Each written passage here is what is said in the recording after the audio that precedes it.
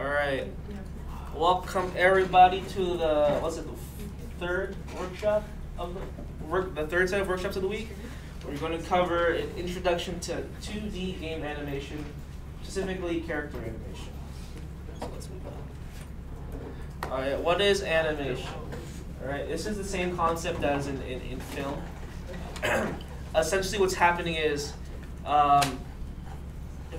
film or video is actually a series of similar looking images played one after another really quickly. And when these images are played quickly, you see it as movement, and that's what we call animation. Each individual image is called a frame, and the whole sequence of frames is called animation. Except bouncy ball here. This is all just made up of pictures, as you can see. So it's out of 10 pictures, that's all you need to make a bouncy ball. So. Oh yeah, about that. How many frames do you have to draw? You don't have to draw like a million of them. Like, you only need just enough in order to convey movement smoothly and effectively. Frames are broken into two different classes of frames. We have key frames, which convey the major points of an action, so like the beginning, key points in the middle, and the end. So let's see. Let's do a little exercise here. Let's say I want to pick up. Everyone see me and this water bottle here. Everybody, okay. So let's consider how you'd animate me picking up this water bottle. What's the first keyframe? Where you are right now. Perfect. Good answer. This is beginning, very beginning. So I'd be here. How about the second keyframe? Starting to reach. Starting. Or reaching your cross position. So like that's a good point. I could do that. That's more of a breakdown. That's like kind of in the middle of a keyframe and in between. It's been more. Instead of like being the main part of the action, it kind of accentuates the action. But sure, let's have my main part now. What's my next keyframe? Extended? How much? Halfway. Halfway. That's more of an in-between. That's more of an in-between. Alright, so full way. Full. And then the I can't even reach from the thing. The last one should be actually grabbing the water bottle. There you go, sir. Oh, sure. That's more of a breakdown. I like your thinking. It's more of a breakdown. So the next frame after this would be probably me holding the bottle. Yeah. And then what's my last frame? Very last one. We're trying to get Alright, bringing it back. Okay, there you go. So that's what keyframes are. It's you're blocking out the main beats of your motion. So beginning, middle, end. And then the in-betweens are your second class of frames, which just make your frame look smoother. So you have keyframe here, keyframe here, keyframe here, and then you draw in between the keyframes in order to make the whole action look a bit more smoother. You don't have to draw a million frames per second.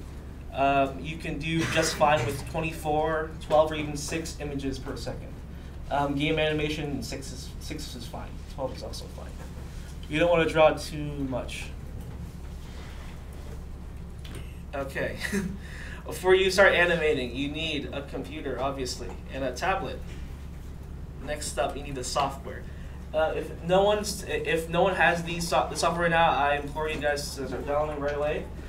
You'll be needing Texture Packer, which allows you to compile images into a sprite sheet.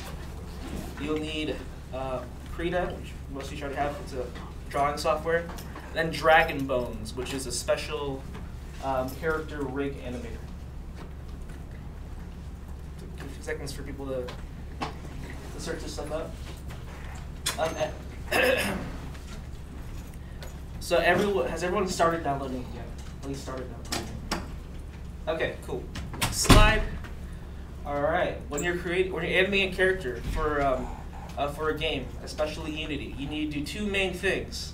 The hard part is actually making those frames, which you can do, which is so when you first create the frames, you'll have them first as a sequence of transparent files. So you'll have first frame, second frame, third frame, all different images in a row. Typically, they're labeled like frame 0, frame 1, frame 2, frame 3, in order to just for software to identify it, make it easier for software to order it properly. You won't be, for a single character, you won't be just doing one animation. Most likely you'll be doing multiple based on what the character can do. Say, standing still, running, jumping, maybe even attacking or swimming, stuff like that. And you'll have frames for all of those. And after that, the easier step is to put all the frames into a single file. And what you get is what we call a sprite sheet. Ooh. All the animations are compiled onto a single transparent image. Each row is its own animation, and it loops between each frame. And they're all spaced evenly apart. And now that, and once all your animation is formatted in this sheet, now Unity and other game engines will be able to interface with that animation and animate their characters. So how do you do it? There's a lot of ways you can do this stuff, but here's my personal workflow. All right, you create the frames. You can use one of two programs, either frame by frame in Krita, or you can rig it in Dragon Bones. And once you do, you export those as a PNG sequence. So a collection of frames, one after the other. And after that, you put your sequence of frames into a texture packer, or to compile them into a single image, and then you get your sprite sheet, and then you're done. There you go. Let's go over how you use this software. We'll start with frame by frame. This is something I animated for Game Jam. Frame by frame, it is it is the most similar way of animate, the most similar way to like traditional animation you'll get when you do digital. It's quite intuitive for most artists to get, hand drawing every frame, but on the whole, it's quite time consuming. So if you're pressed on time, like say for example, I was tasked to animate, I believe, 6 different characters in a span of a quarter, right? And so I didn't use frame by frame for that. I used rigging, which you've probably seen a bit. I did that with Shirley over there. Shirley, hey, we both worked on that. Anyways, once everyone's open Krita, has everyone opened Krita yet?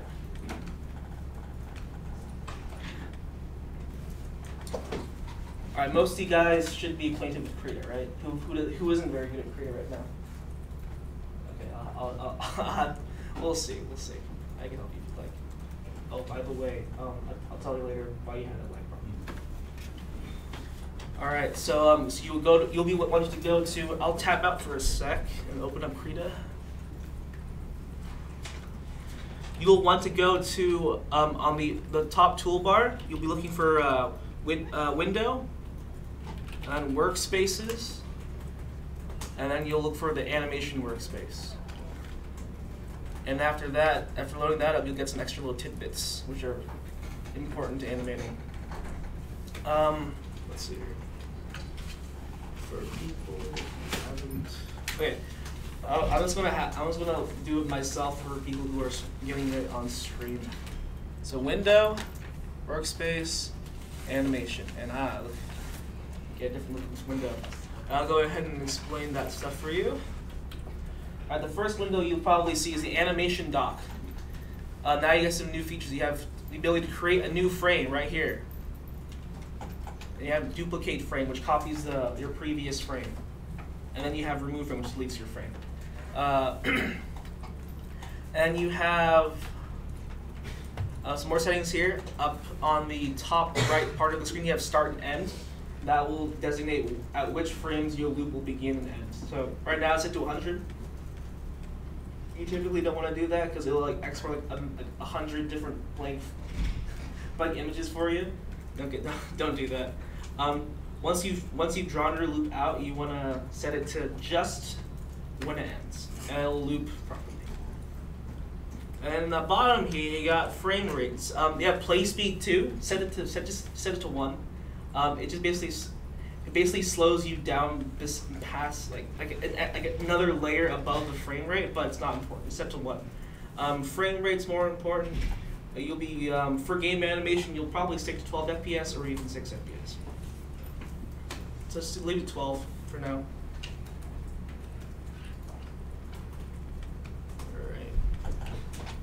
All right, the next new thing you'll see is the timeline dock. And now you'll notice if you're already acquainted with animation software, you'll be familiar with this. Every every layer, the typical layers you have in Krita or Photoshop or whatever, they now have a second set of second property called their frames. Every layer will now have its own set of frames, and you'll be able to draw on that individually, and then once you play it, it'll all compile in one full image. Now what's cool about having it all in frames like this, you can move frames around, you can delete frames, you can replace and duplicate multiple frames. Oh yeah, one more thing. If you want to select multiple frames to do stuff, shift click. Also, another quirk of Krita, when you shift click and you want to move a set of frames, you can only move it to a blank frame. I can show you guys what I mean. New layer. It's a new layer. All right. Oh. What? Why is it all blanked out? Oh. No worries. All right. Get a new layer. Just draw something here. Next frame. Oh wait, I have to create a new keyframe at the very beginning first. Alright, don't do that mistake, by the way. When you start it up, make a new keyframe first, otherwise it'll just delete what you did. One thing. Next frame, let's do whatever. Next frame, do whatever. Alright, so say I want to move a frame around. So I got this one here. I can move it to any blank space I'd like, but I can't move it to one of these. Let me show you. This makes more sense. If you shift click, maybe it's a problem with just mine, but I can't move it over there. Oh, no, you can. Wait, hold on, let me try this one more time. Let's run this before.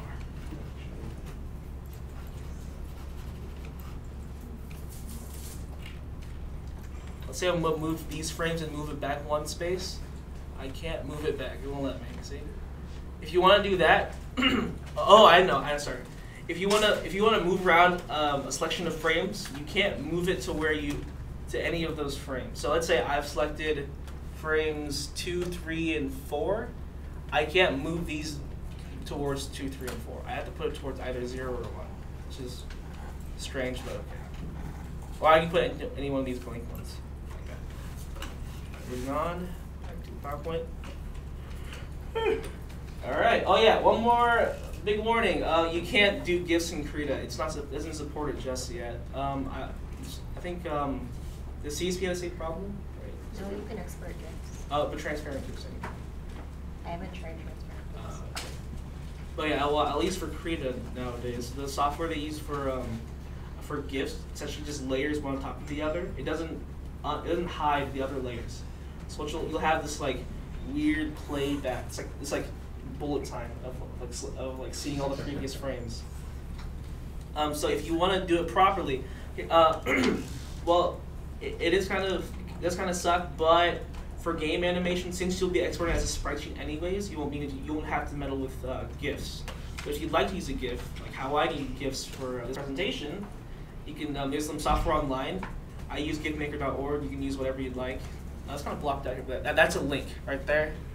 Or you can use your own script. I think Lillian, one of the officers of Animation Aiders, has her own script to convert PNGs to GIFs. She did it in Python, I think. You can probably do it whatever you like. I don't really know how to program, but if you do, but you can try that if you like. All right. The next, oh yeah. So once you've gone and finished animating this, you'll go to File, File, Export. No, Render Animation. File, Render Animation, and you'll name it whatever. So your base name. So once you set your base name, and then once it saves those images, it'll save it frame 0, frame 1, frame 2. You can name whatever you like. So you name it like Scribble, Scribble 0, Scribble 1, Scribble 2. Save it as a PNG. Change the folder to whatever you like, and then once you're done, press OK. And then it'll save all of your frames as individual PNG files so you can use later. Now that's one way to do animation. Second way It's easier and harder in different ways. It's called character rigging. It's harder for artists to jump into. There's more steps involved, more things you have to know. But once you do know those things, it is on the whole faster than regular animation. I personally like 2D animation because I have more control over things. But when I'm pressed for time like I was last quarter, the one I just mentioned before, then doing something like this is perfectly fine. And the special thing about this is once you've completed your rig, you don't have to draw anything else. No, it's just a single frame and you're done. And then you can manipulate it for the rest of the animation. See how you get that done. All right, so your rig, it will be composed of different bones and parts based on how you want that shit to move. So let's say, let's count how many bones are on. Let's say my hand is a single bone because I don't want to animate all the fingers, right? How many bones would you say are in my arm? 2. Just 2? 3. 3. So 1 from my wrist, right? 1 from here. So this is 1 bone, 2 bone, and 3 bones. And all of these move like this. That's how I animated this character. I didn't want to animate fingers. So here's my process. When you first you want to sketch out your character. And then after that, you want to make a new layer and draw every bone of your character on its own layer. So you have a layer for your head, a layer for your arm, a layer for your hand, a layer for your forearm, and your arm, right? For all these different bits. And once you're done, you'll be exporting, first, and once you're done with that, you'll copy each layer into its own, you'll make a new file, you'll copy it in, and then you'll export it as its own little part. You don't really see it here, but essentially I have a file for just the head, a file for this part of the arm, this part of the arm, this part of the arm. And I have I can show you guys right now what that looks like. In here. Here's how I export stuff. Here you go. We got 1 for, oops, not loading. Anyways, you can tell from this. I have a PNG for the hair, PNG for the head, each part of the hand, torso, each part of the leg, for both legs. And once you're done with that, oh, and one last thing. After done with that, you want to save the full picture on its own with all the parts together, and you'll see why. Oh, one more tip. When you're naming your different bones, you want to label it from the bottom layer to the top layer, essentially. So say if your foot was the last layer in your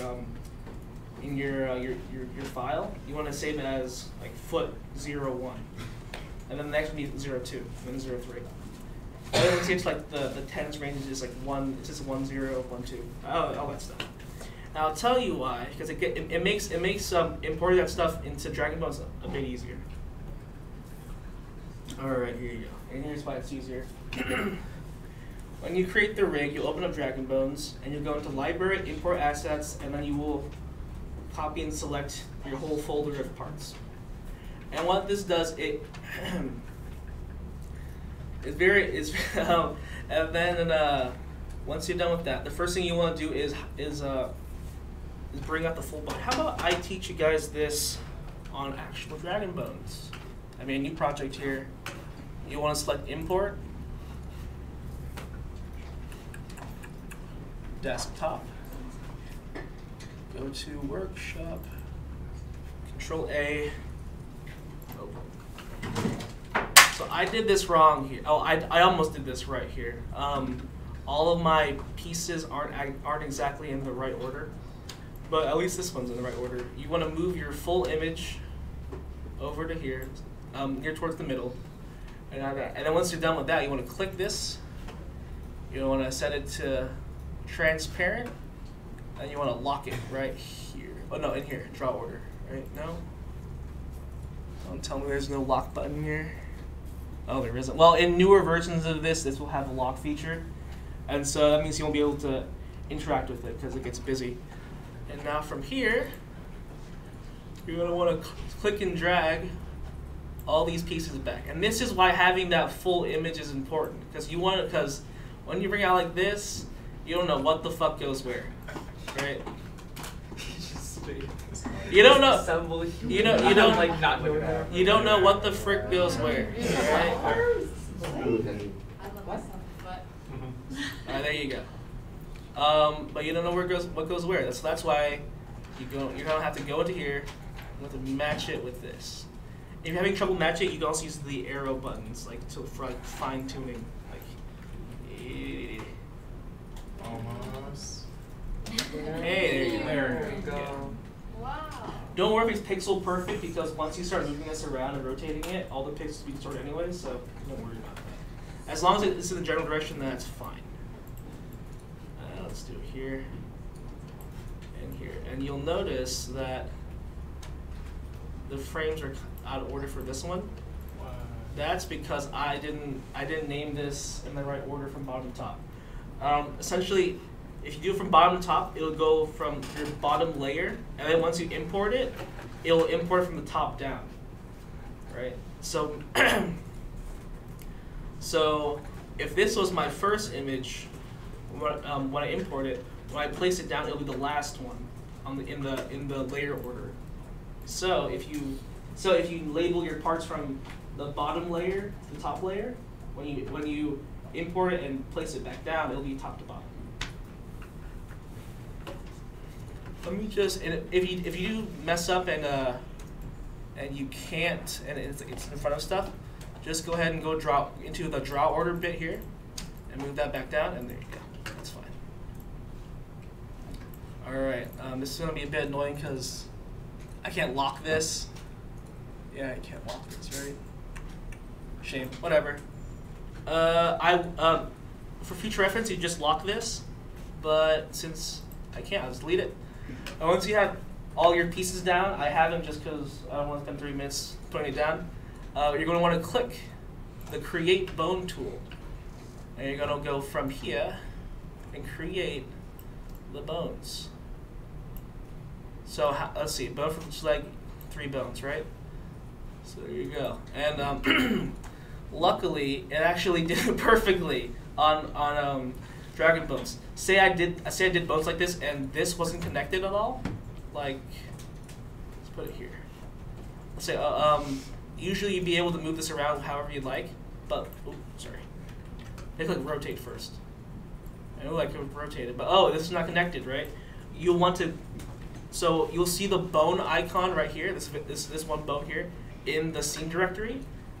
You want to move that foot into that bone folder, and now it will be connected. Like that. There you go. See? And now you'll be able to just manipulate it however you like. Perfect. Oh, no. All right, there you go. All right, so once your rig is fully built, you're going to want to move into the animation window. Oh, is it going to work?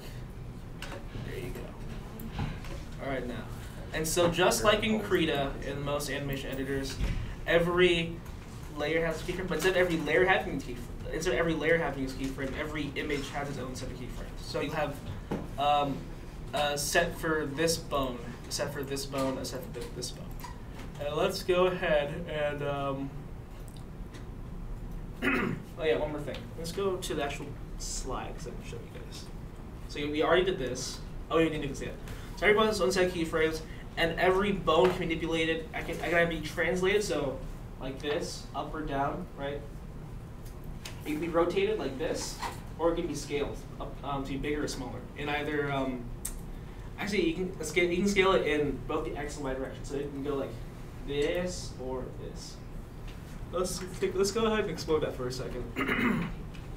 All right, so here's its properties here: 0, 0, 1, whatever. Before we start manipulating this stuff, you want to create a keyframe. So let's do a rotation keyframe. So now that keyframe is here on the screen. That keyframe is for this bone. Now let's make another keyframe, and if you just move it, it should, or shouldn't, never mind, it doesn't. Is it? That sucks. Hold on. Yeah, okay, hold on. What? Oh. Very wonky. Anyways. So once this move out to the side a bit, and you want to create a new frame, and you want to move that now. And the cool thing about this is it interpolates your frame. Wait, why isn't it doing? Hold on. What's going on here? It won't move anything.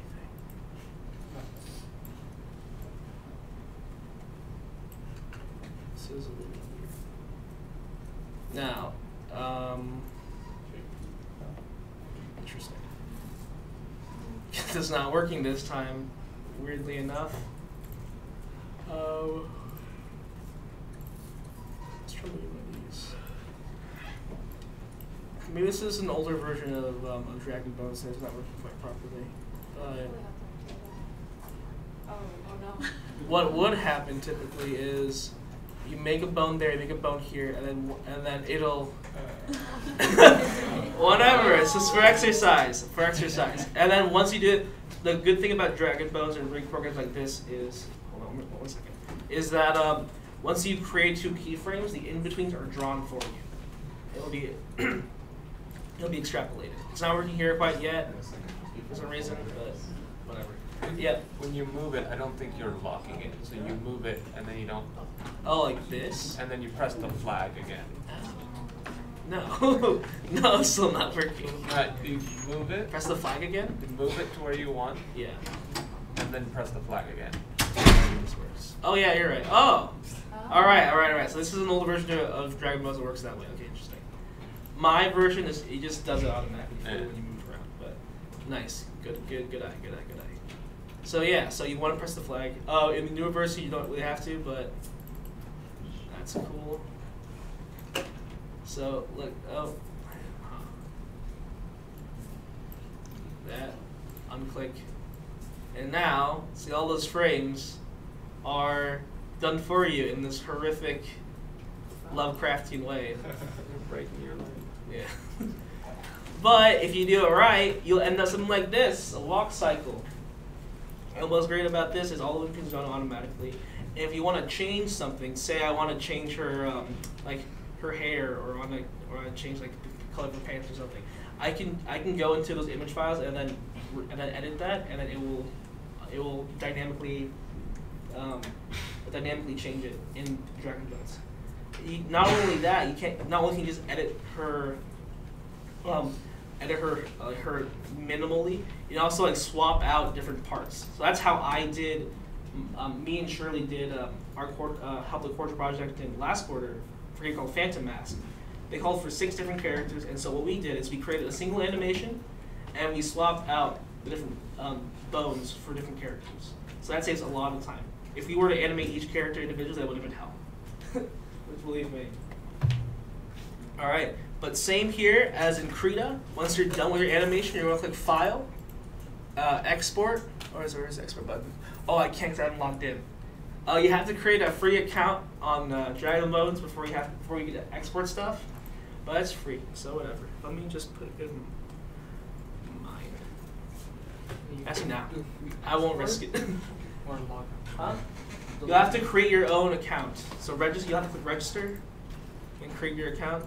And once you're there, you'll be able to export stuff. And from there, it should be pretty self-explanatory. In the same way as Krita, once you export it, you'll end up with a sequence of PNG files. And whether you did your animation in Krita or Dragon Bones, you put that through Texture Packer. You just drag and drop. This is the easiest part of the process. Drag and drop.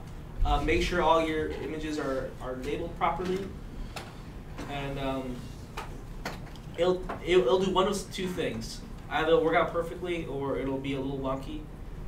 Where, like, typically you want each of these frames to be the same size, right?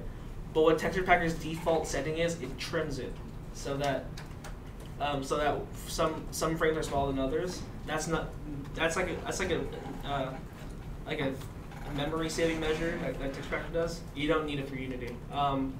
So you'll want to set, in order to do it the way I'm doing right now, you want to set algorithm to basic and trim mode to none, so that all your frames are the same size, and it's easier for other programmers to export that stuff. But then, this is the easiest part. Once you're through that, you're done. You have a Sprite sheet, and it's ready to go. And then here you go. Well, idle and animation. It's a single frame. I don't know more time. walking animation. There you go. Jumping animation. All right, now we're done. Now it's time for activity. Hey, you'll be creating a sprite sheet just like this one with at least 3 different animations: standing, running, and jumping. Here's my suggested frames for you. Standing is about 4 frames. 8 you'll need. Running you'll need about 8 frames, and jumping you can just do 2. 1 for when they're rising, and 1 for when they're falling. And if you're real bold, then you can also do an attack animation. All right. That's your activity. Everyone's finished the tile set essentially, right? They just haven't put it together into a tile map. I have mine. I just didn't post it yet. Okay. All right. This is now your new activity. This has to be complete by next week today. Next week Tuesday.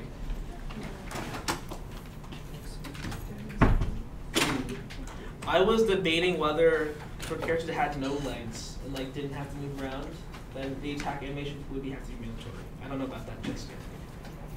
I think you can do it. I think you can do it.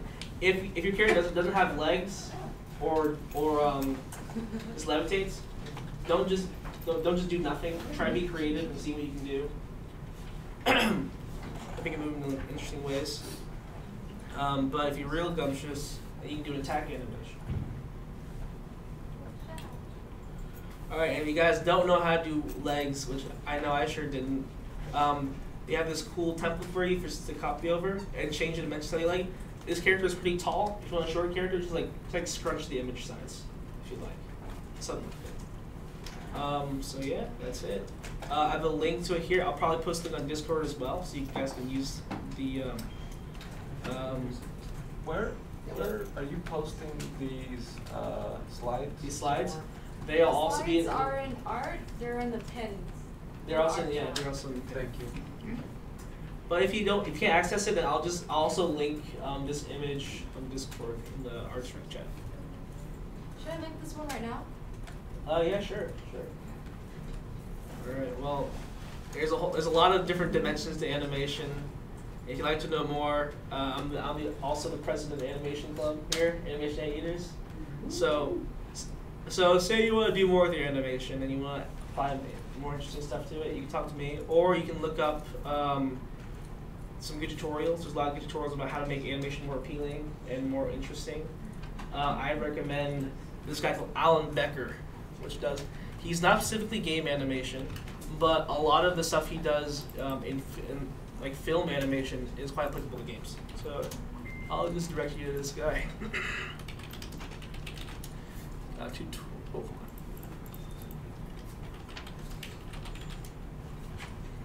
There you go. He's got a series of videos called the 12 Principles of Animation. If you have free time or like 20 minutes, you can watch that through. It's quite informative and quite fun to look at all his interesting stuff he's done. And you can apply all that stuff to what you're doing this week. So there you go. Any more questions? Did you have a question? Or are you done? Are you done? Okay. Any more questions? Yeah. These are for the characters that we did in the. Oh yeah, of course. Sorry. This character will be this sheet. You'll be using the character you drew on week 2. So have fun with that. Did everyone draw a character? Oh yeah. We said no. All right. I guess you have to draw. I guess start now then. Here you go. Anyone want to do this? I already got the tab. Just draw it. Oh, you just haven't drawn it. Anyone else need these then? You need these? Surely needs these. Okay. All right. Take. Oh, this is the wrong cup. That's okay. Good job. Got the writing. Yeah. Are you wondering? Yeah, me too. Sorry. You just bummed the credit. Hold it on the Discord. Everyone about the carry chest. Hey, everyone's found the gun in time. Everyone's someone about a cat. I'm I don't want No, we're making more. We're making more. So wait, what kind of e-tie are you making? Monocle. That's good. Wait, what Exact are kind of ale, but like Ah, Oh, so you boy. more like Victorian boxer. Okay. Yeah, like a bare knuckle boxer. All right. Well, that's the end of the presentation, I guess. Our strike is a fun. All right, our strike adjourned. We good. Paid the money for it? No, I didn't. I just made it. Oh, any more questions, It's actually? not a shader, actually. It's a Yeah, yeah. Oh, okay. So, At least that works. All right, I think we Actually, good. do you have the Krita file? Mm-hmm.